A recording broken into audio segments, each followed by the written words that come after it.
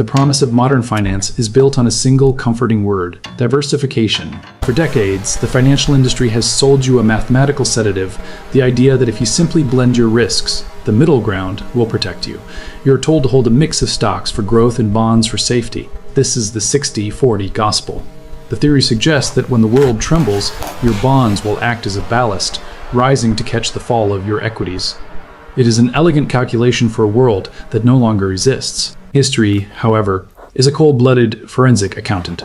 It shows us that in the moments when the system truly fractures, when liquidity vanishes and panic becomes the only remaining currency, the math of the middle fails. Imagine a Tuesday morning. You open your terminal or your phone. You see the stock market down 4%. You look to your safe bond fund for relief, only to find it down 3%. You check your gold position. It's being liquidated. You look at your real estate indices. They have frozen. This is the correlation convergence. In a systemic crisis, assets do not zig, while others zag. They all become the same asset. They all become a desperate search for the exit. Standard diversification fails precisely when you need it most. It creates a false sense of security that keeps you trapped in the moderate zone, the most dangerous place to be during regime shift. You don't need a portfolio that merely falls slightly less than the market. You need a portfolio designed to survive the death of the middle. To protect your wealth, you must abandon the comfort of the center. You must stop trying to be balanced and start being resilient. In this investigation, we're going to dissect the anatomy of systemic failure. We will look at why traditional hedges betray you during a liquidity crunch and how to reconstruct your wealth using the barbell strategy. This is Nassim Taleb's framework for extreme safety paired with extreme speculation of bimodal architecture designed to capture explosive upside during chaos while keeping your baseline absolutely and clinically secure. The goal is not to beat the market. The goal is to be the one standing when the market itself breaks. To understand why the middle fails, we have to look at the plumbing of the global financial system during a liquidity event. In the textbooks, assets have low correlation. In a crisis, correlation is a lie. In March 2020, the world witnessed a correlation 1 event. This is the forensic term for a moment where every asset class, no matter how diverse or high quality, begins to move in lockstep. To the person watching the retirement account, it feels like a glitch. To the forensic historian, it is the sound of a system gasping for air. At the street level, the liquidity crisis doesn't look like a market crash. It looks like a sudden, inexplicable freeze. It's the small business owner finding their line of credit abruptly retracted. It's the institutional desk unable to find a buyer for even the most liquid corporate bonds.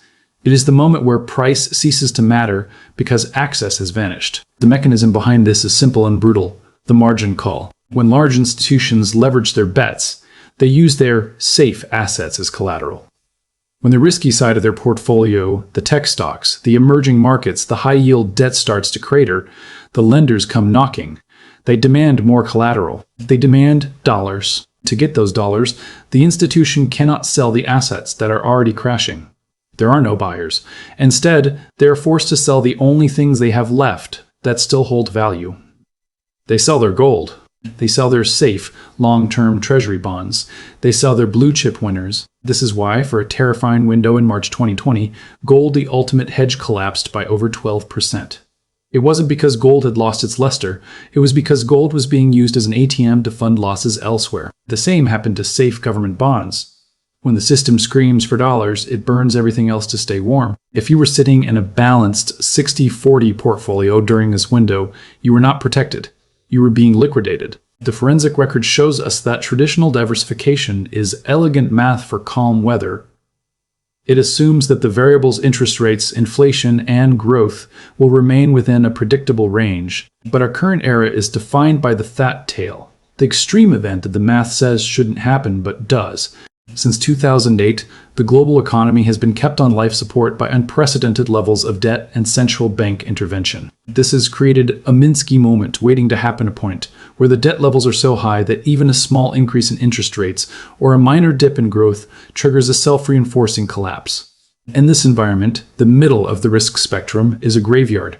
Corporate bonds carry the risk of default without the upside of equity.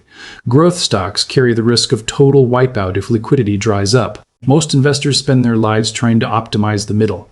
They look for a 7% or 8% return by taking on a moderate amount of risk across a wide range of assets. But the forensic reality is this: Why would you risk 100% of your capital for a 7% gain when the system has proven that in a crisis, that 7% gain can turn into a 40% loss overnight across your entire diversified board? This brings us to the core realization of the barbell strategy. If the middle is a trap, if diversification fails precisely when the system fractures, then the only logical response is to abandon the middle entirely. You do not want a moderate portfolio. You want a bimodal existence. You want to be so safe that nothing can break you, and so exposed to chaos that you thrive when the system fails. We are moving away from the balanced model and toward the anti-fragile model. One side of the barbell is pure clinical preservation. The other is the capture of the black swan. To build this, we must first define what safety actually looks like when the rules of the game are being rewritten. The architecture of a broken system demands an architecture of survival that feels, to the uninitiated, like a contradiction. This is the barbell strategy, and a standard distribution to bell curve that academics love. Most of your results happen in the middle. You take a moderate amount of risk for a moderate reward, but we've already established that in a systemic crisis, the middle is where the most damage occurs. The barbell strategy functions by amputating the middle entirely. It is a bimodal approach. You are simultaneously the most conservative person in the room and the most aggressive. On one end of the barbell sits approximately 85% to 90% of your wealth. This is the anchor. The forensic requirement for the anchor is not growth, is the total absence of counterparty risk. In a liquidity crisis, you do not want to be holding an IOU from a bank that is currently facing a run or a corporate bond from a company that can no longer access the credit markets. The anchor consists of instruments that represent the finality of payment. This usually means physical cash or short-term sovereign treasury bills, specifically those with maturities of less than 90 days. Why short-term? Because long-term bonds carry duration risk. If interest rates spike, the value of a 30-year bond collapses. A 4-week treasury bill, however, is effectively cash that pays a small tribute. It is the only asset that the system itself recognizes as risk-free when the collateral chains begin to snap. This 90% of your portfolio is intentionally, clinically boring. It will not make you rich. Its sole purpose is to ensure that you cannot be wiped out. It is your stay-in-the-game insurance. When the correlation 1 event happens and your neighbors are watching their diversified 60-40 portfolios lose 30% in a month, your anchor sits unmoved. You have preserved your optionality while everyone else is losing theirs. Then we move to the other end of the barbell, the remaining 10 to 15%. This is the speculative end. But this is not speculation in the way a gambler understands it. We are not looking for a good stock. We are looking for convexity. In finance, convexity or positive black swan exposure describes a trade where the potential loss is strictly capped and tiny, but the potential gain is geometrically explosive. If you bet $1 on a normal stock, you might make $1 on a normal stock. You might make $1.20 or lose $50. This is linear. In a barbell strategy, you take that $1 and place it in instruments that thrive on chaos, deep out-of-the-money put options, distressed debt, or highly volatile asymmetric assets like Bitcoin or specialized tail risk funds. If the world remains normal and the system stays stable, that 10% might slowly bleed away. It is the cost of the insurance premium. You lose a tiny fraction of your wealth. But if the Minsky moment arrives, if the debt bubble pops and the system fractures, that 10% does not just go up. It multiplies. It captures the energy of the collapse. A $10,000 position in the right tail hedge can, during a true systemic break, return $100,000 or $500,000. This is the forensic logic of the barbell. 1. 90% is anti-fragile. It cannot be broken because it has no debt and no counterparty risk. 2. 10% is chaos capture. It transforms a market crash from a tragedy into a generational wealth event. Most people cannot execute this because it requires an extreme psychological discipline.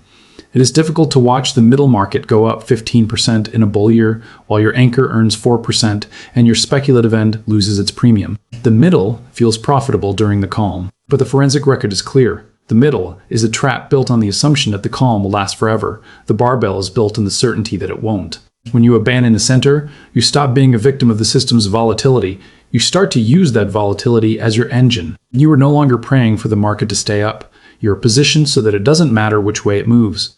You have achieved the ultimate financial state.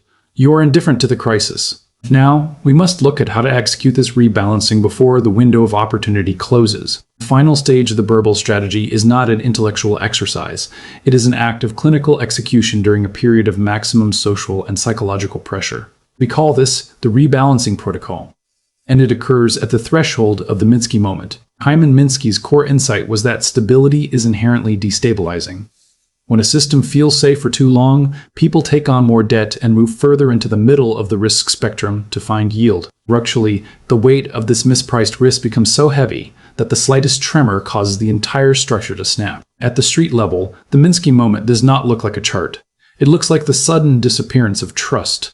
It is the moment you realize that your liquid brokerage account has a 3-day delay on withdrawals. It is the sound of a closed sign being flipped on a local bank branch while a line forms outside. It is the realization that the digital numbers in your account are not money, but merely an entry in a ledger that the system is currently too frozen to honor. This is when the barbell strategy breathes. While the 60-40 investor is paralyzed by a 30% drop in their entire net worth, you are operating from a position of pure optionality. You're anchored at 90% in short-term treasuries and physical cash remains at par.